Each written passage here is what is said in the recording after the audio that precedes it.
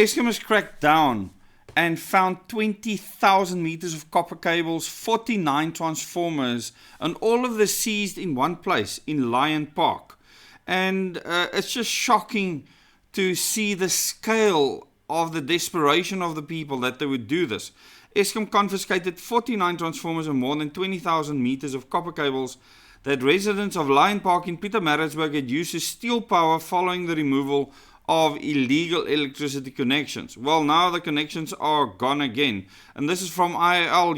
You'll get a link in the description below this video, as well as the first comment. The pinned comment, you'll get a link to the article. Eskom Industry and Stakeholder Manager Joyce Zingani released an update on Friday on the illegal electricity disconnection operation, which was conducted on July 15th and 16th. The operation was the culmination of intensive stakeholder engagement and careful planning, said Zingani.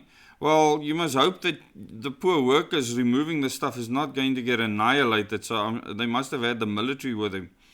When the Eskom team arrived in the area on July 15th, accompanied by heavily armed SAPs, there you go, and private security officers, residents were already protesting and had blocked the MR477, the only road into the village, which is made up of high standard mansions with burning debris and stones.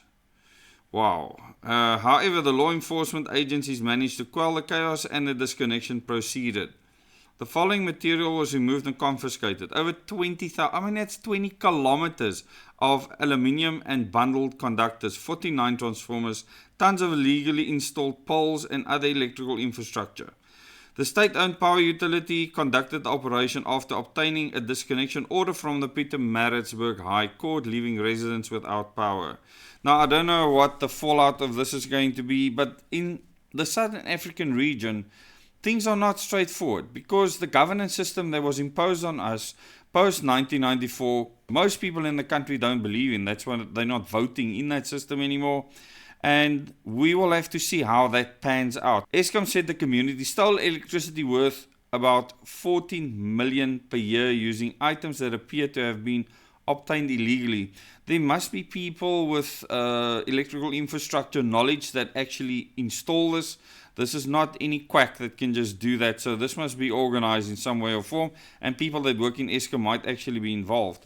The more than 1,400 expensive houses, including double stories, are built on land that was placed under the control of the Azebaye Emasisweni Arnatkumu Community Trust after it was legally claimed from various farmers. The land is currently an agricultural zone, which, according to Zongani, prevents Eskom from installing electricity for each household. Eskom is not legally able to electrify the area through a government-funded electrification program, said Zingoni.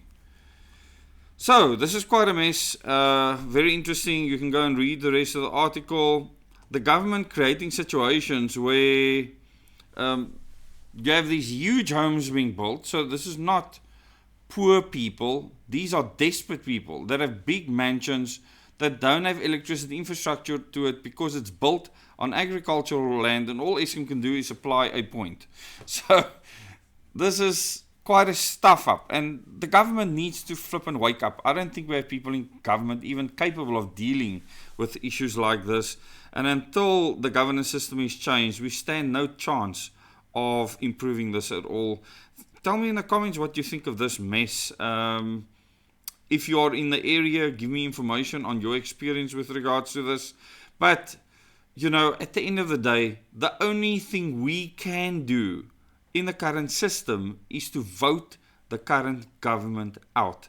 That's not just the ANC, it's the entire GNU, for a party that will change the party political system and give us direct democracy. This is what we need. It's not the best system, but it's better than what we have now, where you can hold the people that you elect accountable. At the moment, it's not possible, and this is why we're sitting with this mess.